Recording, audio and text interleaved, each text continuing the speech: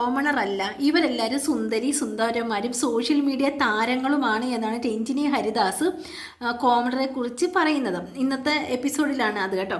അപ്പം എന്താണ് ഈ രഞ്ജിനി ഹരിദാസ് ഈ കോമണറെ കുറിച്ച് അപ്പോൾ ഇവരെന്തോ സുന്ദരി സുന്ദരന്മാരും ആയിക്കൂടെ? രഞ്ജിനി ഹരിദാസിനെ പോലുള്ള ടീമുകൾക്ക് മാത്രമേ സുന്ദരിയും സുന്ദരന്മാരായിട്ട് ഇരിക്കാൻ പറ്റത്തുള്ളൂ. അപ്പോൾ ഈ കോമണർ എന്ന് പറയുന്നവർ എന്താ സുന്ദരി സുന്ദരന്മാരുമായിട്ട് ഇരിക്കാൻ പറ്റത്തില്ലേ?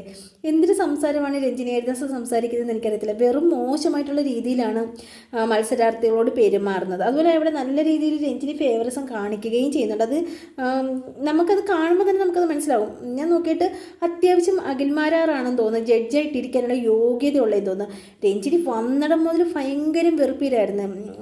ആരെങ്കിലും എന്തെങ്കിലും പറഞ്ഞെന്ന് വാ തുറന്നു കഴിഞ്ഞാൽ അപ്പോഴേ അവരെ അടിച്ചമർത്തുകയൊക്കെ ചെയ്യുക. അപ്പോൾ ഇന്നത്തെ രഞ്ജിനി ഹരിദാസിൻ്റെ കമൻറ്റാണ്, ഇവരെന്തിനാണ് കോമണറായിട്ട് ഇരുത്തിയേക്കുന്നത്? ഇവർ കോമണറുടെ ഒരു യോഗ്യത ഇവർക്കില്ല. ഇവർ സോഷ്യൽ മീഡിയ താരങ്ങളാണ്.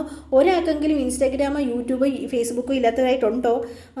ഇവരെല്ലാം കാണാൻ എന്ത് രസമാണ്, സുന്ദരി സുന്ദരന്മാരുമാണെന്ന്. അപ്പോൾ എന്താ ഈ കോമണറായിട്ടുള്ള ആൾക്കാർക്ക് സുന്ദരിയും സുന്ദരന്മാരുമായിട്ട് ഇരിക്കാൻ പറ്റത്തില്ലേ?